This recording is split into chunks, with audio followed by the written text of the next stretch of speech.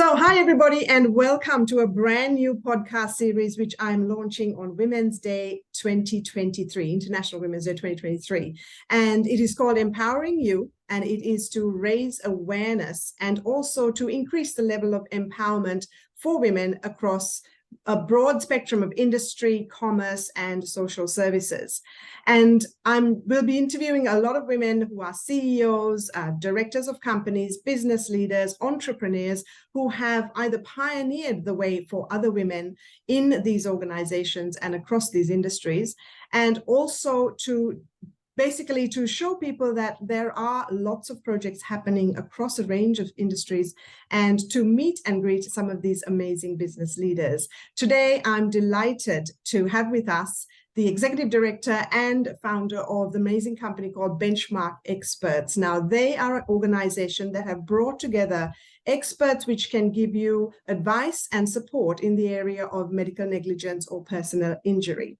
Antoinette is also an author and a sought-after speaker in both the academic and in business circles. So, Antoinette Colbran, welcome to the call. Thank you, Shrimi. It's so exciting for you. We met a few years ago through our fabulous coach, and I'm so pleased for you that you're launching this year. That's just great. Thank you. It's great to have you here. So before we get started on to the questions, tell us a little bit about what you're currently doing. Sure. So Benchmark Experts, yes, the provision of expert witnesses for law firms, basically. So my everyday day job is providing those people, and they range from all medical, psychiatric, to nursing, specialized nursing, to engineers. I even on one occasion had to hire a racing car driver to match a brief. So what happens is I get briefs sent to me from lawyers and barristers as well, throughout Australia actually, and they seek an expert witness that matches the brief or matches the injury that's contained in the brief. So I have a stable of regulars whom I use, and then on other occasions when we need someone very particular, that's when I call on my resources and busily research and get them somebody new. What a wonderful industry to work in, because you know that on the other side of a lawyer or a barrister, and or both in most cases, there is a victim out there who needs help, and out of wrongdoing or personal injury or slip over in a supermarket, any of those things, you know you're actually helping some individual, Sure. and I never ever lose track of that. That is amazing. Thank you for sharing that. Okay, so in the area that we're looking at, you obviously have been in the industry for a long time. You've mentored and coached a lot of people. Who was a strong female role model for you, and why? Look, I'd have to say my mother, who's been deceased for about 7 years now. But my mother came from country Victoria, and when she was 10, her own mother died. Back in those days of tuberculosis. It's hard to believe now, but that's what happened back then. And so she was a single girl in a family otherwise of 3 boys. They all went off to Yanco Agricultural College, and they all became very good farmers. But my mother, being the only girl and the second youngest, was kind of left when her mother died. Her father was excellent to her. He really, really looked after her. And my grandmother's dying wish was to take her to the convent, into boarding school at Albury, which is probably about 70 k's away from where my mother lived. And the nuns actually really looked after her. My grandmother nor my mother weren't Catholics, but they really helped raise her when she had such an absence of a mother figure. And Dad would take her, my grandfather, her father would take her out on weekends and school holidays, and really looked after her. But the reason I choose my mother is because my mother died at 93. She played tennis till she was 89. She walked every single day, and she just worked really hard. I'm the youngest of 6 kids, and we lost one along the way to cancer. But my mother was an exceptional worker, also volunteered, and I'm a serial volunteer. I've volunteered 3 or 4 times now in major roles from my life. And she used to climb fruit trees and get the fruit down, and then she'd go in and she'd preserve the fruit. She just worked really hard. She sewed all the clothes, did all of that. I often think I've inherited her work ethic, and quite proudly so. Yeah, that sounds amazing. So it really sounds like she was somebody that was completely empowered to do the Very things much. she had to do, despite having grown up in the country and B, in a time where perhaps women weren't always given the sort of the recognition and the support they deserved. That's right. Absolutely. Yeah. Okay, Absolutely. that's fabulous. What made you choose this particular path or career for yourself? I think, I've had a stellar career. I've been very, very fortunate. So I started teaching. I returned from college. I did a fill-in course in Canberra, where I was, my family, where I grew up. And then after that, I was taken or headhunted into the public service in Canberra. And so I worked there for a few years, but I really didn't like it. I just didn't like the culture nor the work ethic. The people were great, but I couldn't deal with people getting up 9 minutes to 5, out the door, and everything else is left around. So I was always asked to do extra things. And through that, I formed a very good relationship with the Minister for Social Security, the former Dame Margaret Guilfoyle, who's now deceased. And the chap who ran her office as chief of staff, he would ring me back in those days at 6 o'clock at night or something, and he'd say, "Look, I know this can probably wait till tomorrow, but we really need this. Is there any chance that you could get this for us?" And back in those days, this was the early 80s, you used to have to actually ring an office to put a fax through. Many people recognise and realise that, but I'm sure my girls, they just fall over when I tell them that. They're in their high 20s, because it's just something you just can't fathom now with the way technology has grown and developed. So he got to know me as the go-to person, not because I did absolutely everything required of me 24/7, but just that I was prepared to if I was still around. And so in the end, he rang me and said, "Look, we've got a job in the Minister's office, Minister for Health, who'd been newly appointed in the Fraser government." He said, "I'd really like you to come across. I'd like you to be one of the candidates." They had about 4 candidates.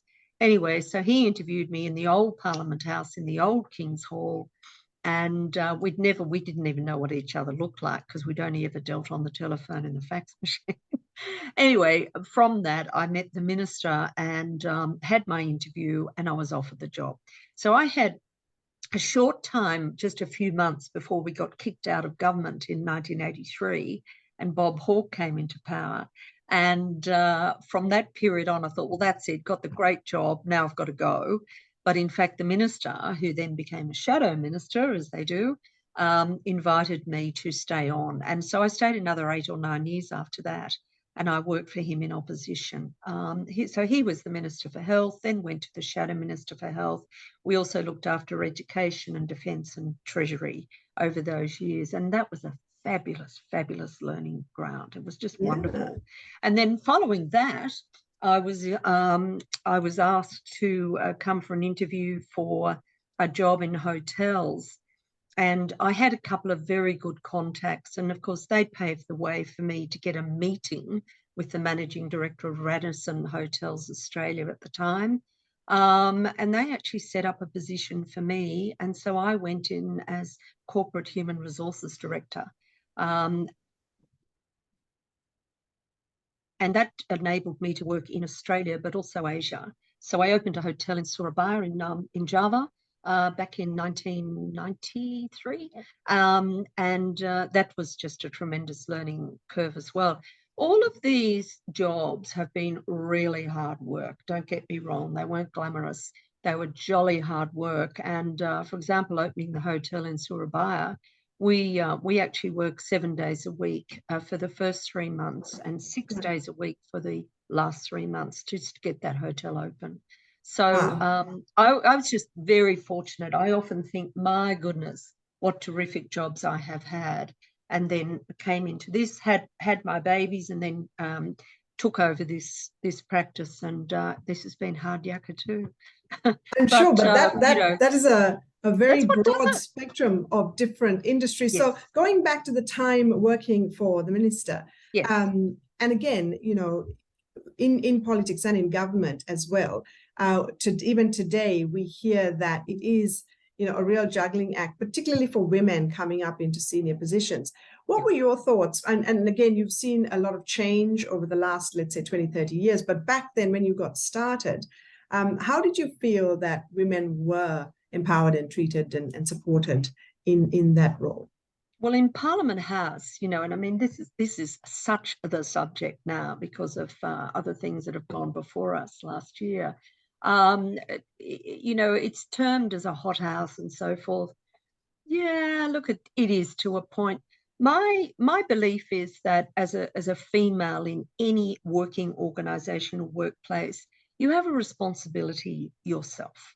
If you go out on the tiles and you're drinking until all hours of the morning, and you go back to Parliament House and there's somebody with you, and something happens, it's up to you to look after yourself. Now, if you are attacked, assaulted, that's a very different ballgame. But if you make a choice to do those things, and the same things happened when I was there, you're the person who's made that choice. You've got to be able to live with that choice, whether it be right or wrong. So I have a very firm view on the accusations of people that have gone before and have taken all sorts of legal action. I think it does very much depend on the situation.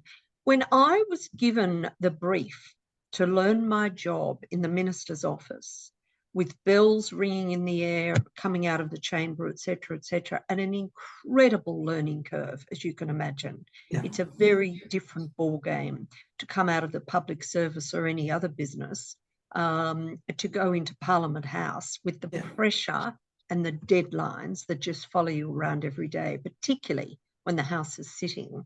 I was given a folder, and the person who handed me the folder, along with the other girl who was in the office, just said, "There's your job, Antoinette, best of luck."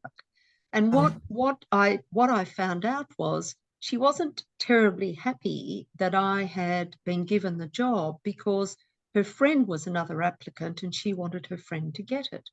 So that's 1981. Now that happened then, and that was very strong, but it wasn't from a male. No. It was from a female. Right. And this woman was slightly older than me. I was only 22, 23, very young. But for me, I think it was probably something that said to me, okay, well, there's a little bit of nastiness, jealousy, whatever it might be. But the point of the exercise was I needed to learn the role. And so I wasn't going to be fazed by someone who clearly didn't want me in the job.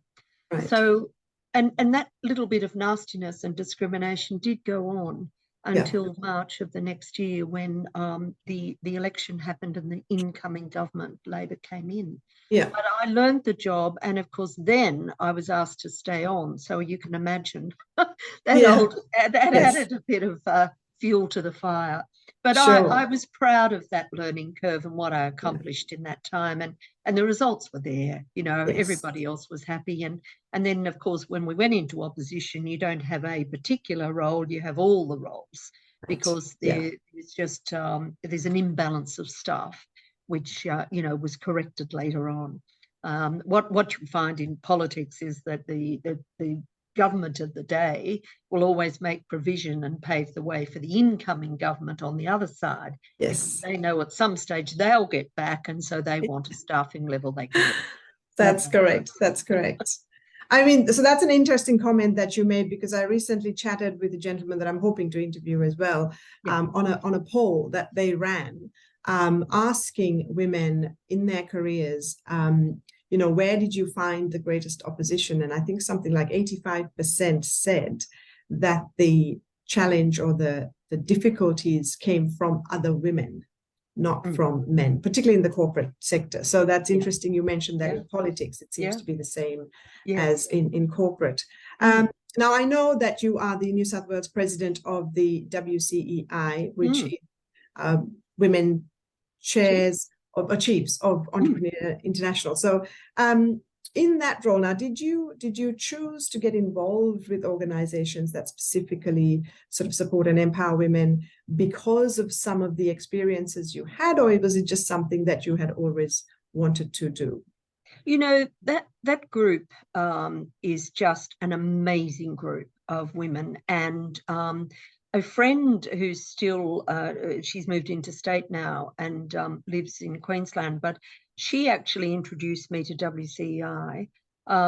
So I've been a member, I think, 8 years or something, and president now for, this is my second year of office. But to me, when I was introduced to that group, I thought, this is a little bit different. I like the look of this, because WCEI started in post-war Paris in 1937, and it has grown since that time through countries, all global countries all out around the world. So WCEI is the Australian arm, and then we have the International Alliance for Women, which is the Pacific arm. And we also have a third arm which covers some of the European countries. Now, I have met some of the counterparts in the international field who've come to Australia, come to Sydney in about 2017, I think it was, and we hosted the international conference here. But I haven't met, to the extent that my other colleagues, the members of WCI, have done, most of the international counterparts. But I hear the stories, and these women are amazing, particularly those from some of the Pacific countries. The things that they do in order to support other women is immense. I absolutely love the women involved in that particular group, and I see it as a definite area of support. Yeah. There's a support network. Yes, it's a networking group, but it's not a BMI or that type of thing. It's not a hard sell group. It is very much, this is what I do, what do you do? And women come out of corporate, some are retired, and the majority run their own businesses.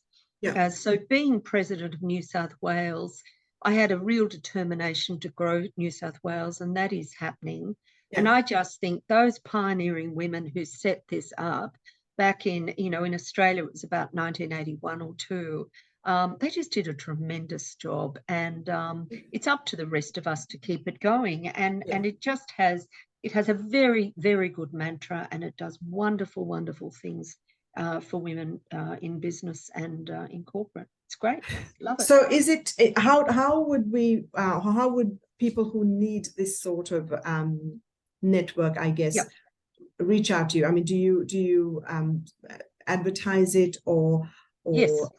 But it tends, Shrimi, a little bit like you and I, it tends to come word of mouth through someone else who is a member. Yeah. We encourage any woman in New South Wales. Currently, we're only really based in Sydney, in the metro area, but there is provision to go out to the regions.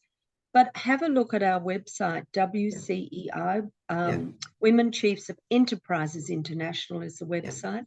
And just have a look, and you can, through that website, make an inquiry about coming along to something, or you can make an inquiry about membership.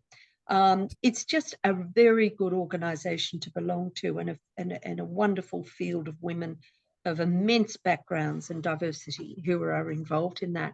The other thing I think too is that if women are interested in support, maybe in setups and so forth, I couldn't go any further than our fabulous coach you and I have in common in Janine Garner. Yeah. Janine Garner runs Elevate, and she has her own website, and there are all sorts of areas within her organisation that are suitable to people, women in particular, actually, women in particular who are wanting to grow a business. It's probably not a startup organisation, and there actually is a process that Janine goes through to decide who's right and who's wrong. But if she can't help a person because of the stage of their business or the business that they want to be part of, she's certainly able to put them onto other groups. But that too but that's education. That is very much about knowing your numbers, knowing how to grow, getting help in marketing and finance and all of those things. And we all need coaching. Absolutely. We all do. You know, we think we're up there, then something changes, and but that's I'm certainly thrilled to be part of that group. Yes, no, absolutely. And I've actually introduced a lot of women, particularly from my organization, to Janine. So if we look at, again, I think going back to the roles that you played early on in your career, all the way to what you're doing now and your involvement with WCEI and some of the other, particularly women organizations that you sort of chair and support, you would have seen a lot of change over the last 20, 30 years in the way that women were recognized for their work and things like that 30 years ago compared to now. What do you think has caused that change? And how do you think we should be progressing further? How do we teach the newbies that are coming through? Exactly. Do you know what? I think women have voted with their feet.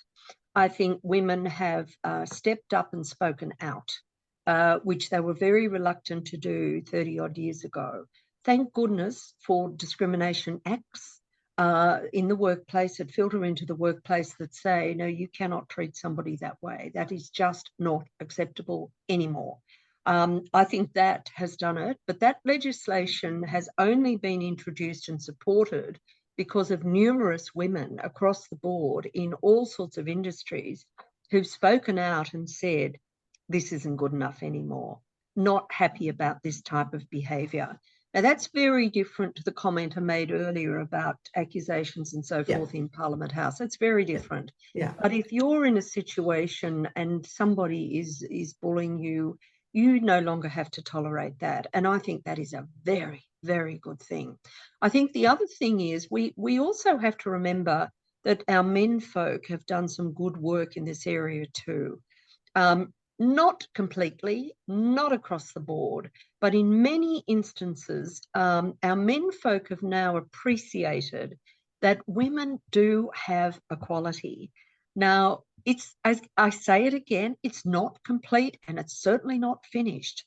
But a capable woman who can step up and make changes and provide exceptional leadership is just as capable as her counterpart male. And I'm not huge on quotas. I'm very big on hiring the right person for the job because of their capability, be it male or female. But I also am totally inspired every single day by the cleverness of women folk in our communities. So I would suggest we need to keep on going with that, but I would also see that there is some recognition and there are accolades that now are afforded to women, and I think that is tremendous. Where I think some of that is let down is perhaps the bigger corporations, the banks and so forth, even though they have all of the investment under the sun for wellbeing programs and programs like this, workplace programs. But as customers, as consumers, going to the bank and, trying to get information, I just very recently went through this whole process with selling my property, and they're not there yet because it's the leadership at the top. By the time it filters down to the 5,000 employee or whatever it might be in the organisation, I think it's at the ground roots level. There needs to be a lot more work done. I think you can't just give party to it. it's got to be a deep-seated and a deep-rooted thing in order to make change. And that's a great place to start sometimes, when we have these, these networks of women getting together to share these discussions and ideas and sort of say, hey, look, this is what I'm going through, or this is somebody I know is going through. Because I think that change does happen at the grassroots. And so, for example, in all of the work that you've been doing, what would you say are some of the tools that everyday ordinary women out there doing a job, having a career, or building their own business, or coming up against barriers, or feeling that they are not recognized for their work, or having someone else take that recognition, male or female, what are some of the tools you think that we can equip them with so that they feel empowered to step up and speak? What are some of the forums? What are some of the tactics that we might be able to give them? I think education. I think opportunity to improve the skills. And those big corporations can and do that stuff. But I think if you're an individual person running your own business, it's a little bit harder to get that sort of sponsorship and be part of it. But I think education is key for women. It really is.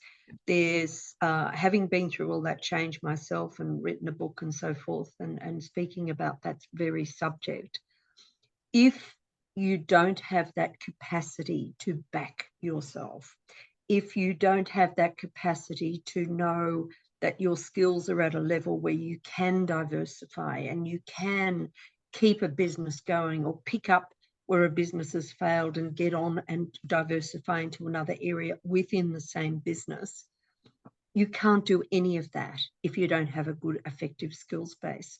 So one of the things for women, especially the women who perhaps have had to go back to the workforce suddenly because of COVID, et cetera, where businesses have failed, or through death or divorce or illness, any of those things, or dramatic financial changes we experienced, the support networks, the women's networks like WCEI, coaches like Janine Garner, they're the people who are there to give you the lift.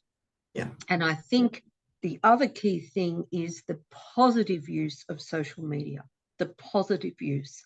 So talk about your industry and what you do. I firmly believe in reaching out to other professionals to get a hand up where you need help that you know is not your expertise. Yeah. That is terribly, terribly important. I think it's very important to be out there.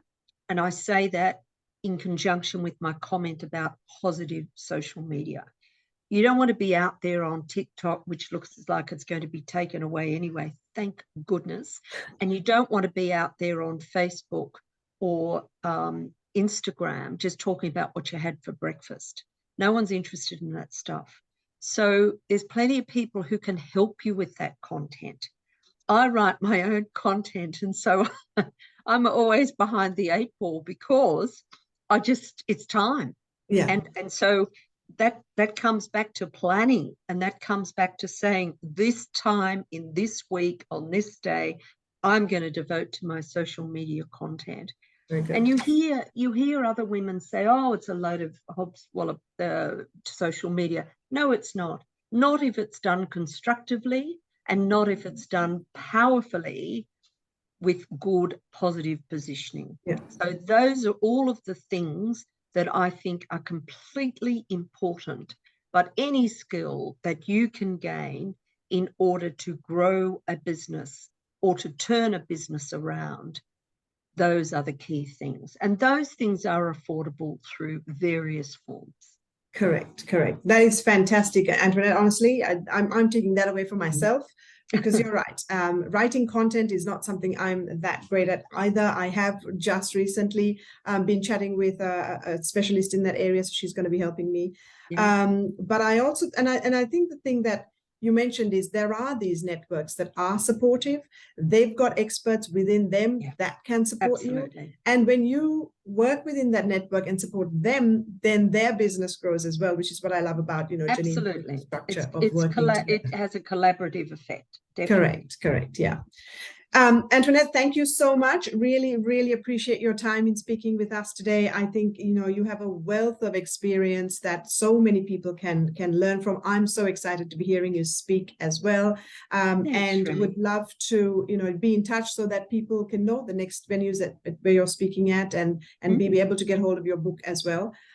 So yeah, thank you so much for Pleasure. sharing with us today. Do you want to leave us with your last words of wisdom or something for helping women to know that they are empowered and can step up to the next level?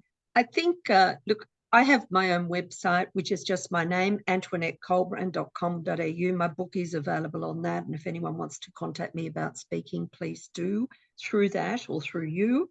Shrimi, the other thing I think that's terribly important is when you're doing things financially and making decisions in a partnership, be that your personal partnership or a business partnership, just make sure from the point of view of a woman that you have equal say, that you are able to input and workshop, because we as women are so capable. We have such resilience. We've got a power that's inbuilt. We've got resilience that's inbuilt, and we can do 1,000 things at once. Not terribly well, perhaps, but we can, and we do, and that's just pioneering women all the way through. So I think all decisions should be joint decisions, so that if something ends up in your lap, you're able to say, well, okay, this is probably something I was part of, and therefore what's happened to me now, I will, through capability, I will step up and I will take on this challenge. So just make sure that you're part of all decision making. That is very, very important.